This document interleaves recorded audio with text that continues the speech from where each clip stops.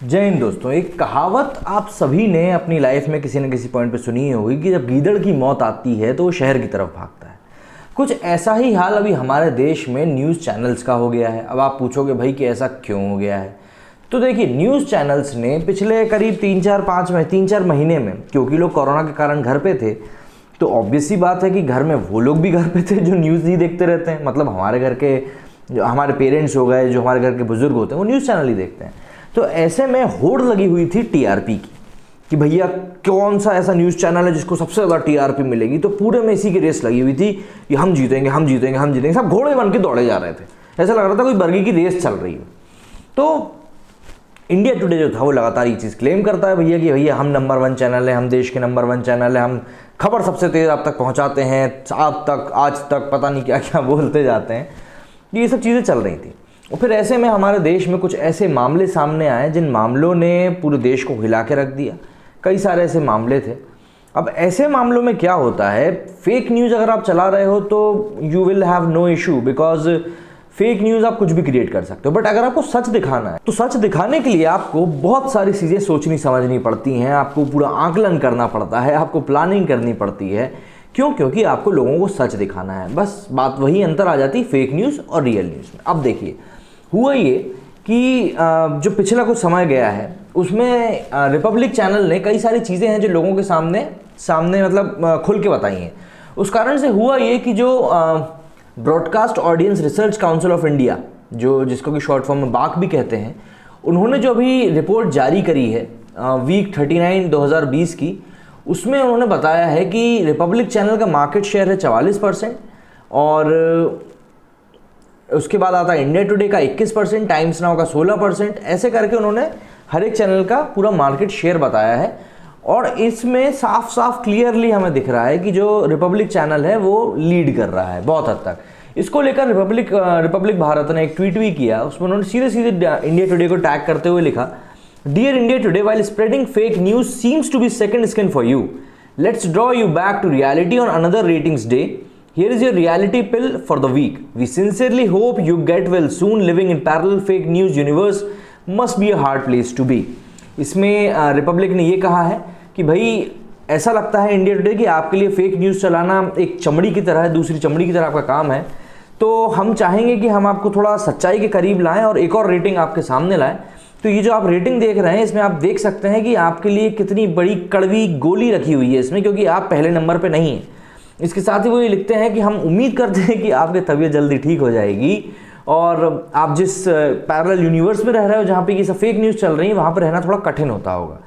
अब बात ये आ जाती है कि आखिर रिपब्लिक भारत ने ये ट्वीट क्यों किया कि भाई आप लोग फेक न्यूज़ दिखा रहे हो, और या फिर अपना मार्केट शेयर इस तरीके से शोकेस करने की ज़रूरत क्यों पड़ी, क्योंकि ये काम तो आज तक करता है और बखूबी करता है। तो आखिर इसकी ज़रूरत क्यों पड़ी, अब इसको ज़रा समझते हैं।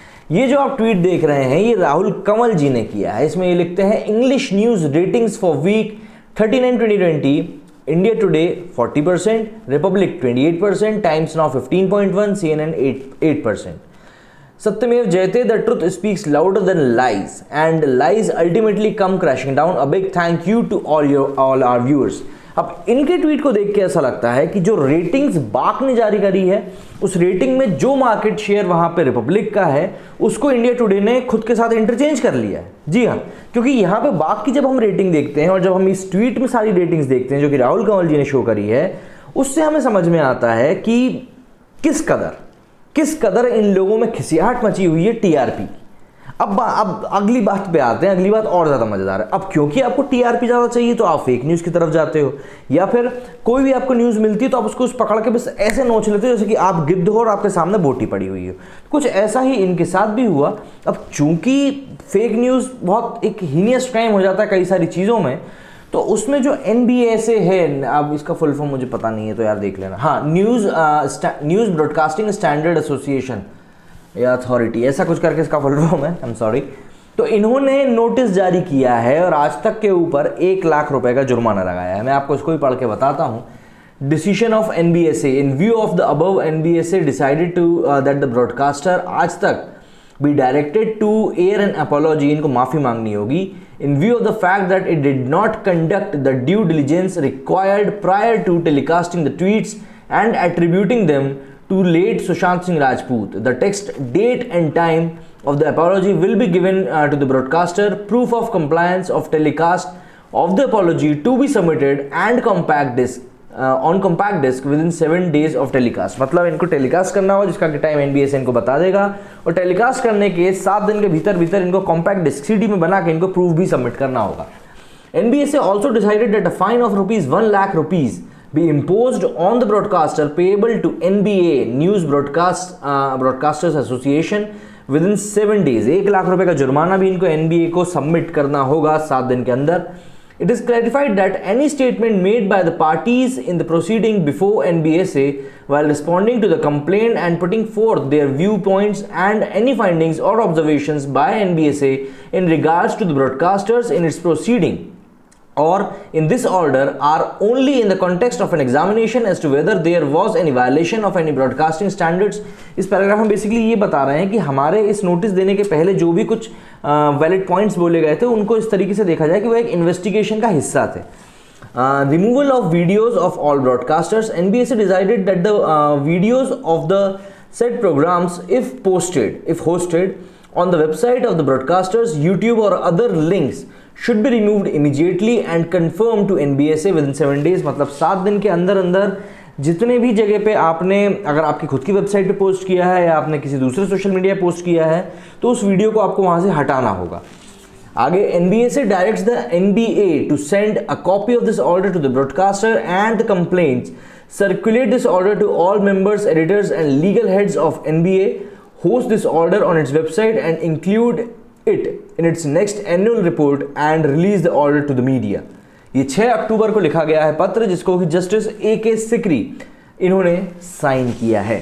तो इस लेटर का मतलब ये है कि अब आपको ये समझना होगा कि न्यूज़ चैनल्स जो हैं टीआरपी के खेल में किस कदर अंधे हो चुके हैं और सिर्फ टीआरपी के लिए फेक न्यूज़ को कितनी आसानी से चला देते हैं.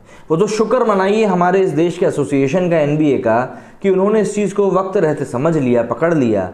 ट्वीट्स को उन्होंने हाईलाइट किया था आज तक ने कुछ और उसको लेकर ये बात उठी है और इसको फेक न्यूज़ के उसमें डाल के कि ये आपने गलत खबरें चलाई तो इन सबको आपको हटाना पड़ेगा. प्लस हम आपके ऊपर एक फाइन भी इम्पोज कर रहे हैं. अब यहाँ पे आ जाती है मेन बात कि हम लोग क्या कर सकते हैं. देखिए समय समय पे हमारे कॉलोनी में कुछ ना एक दो बच्चे ऐसे होते हैं जो थोड़े टाइम में एक ना एक ऐसी हरकत करते रहते हैं जिससे हमें पता चल जाता है कि भाई ये जो फला बच्चा है ये थोड़ा शैतान किस्म का है. तो आपको यहाँ पे अब ये समझना होगा कि कौन से न्यूज़ चैनल शैतान है और कौन से न्यूज़ चैनल सही है.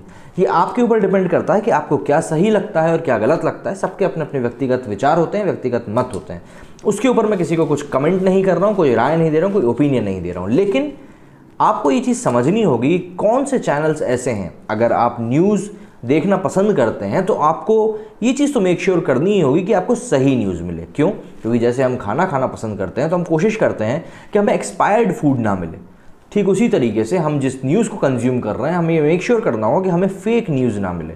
क्योंकि फेक न्यूज़ से कई सारी चीज़ें होती हैं. हम लोग हमारे पास्ट में भी देख चुके हैं कि कई बार फेक न्यूज़ लोगों के द्वारा स्प्रेड की गई और उस न्यूज़ के कारण और ज़्यादा परेशानियाँ लोगों के सामने उठ के खड़ी हो गई. मेरे इस वीडियो में फ़िलहाल इतना ही. जय हिंद, जय भारत.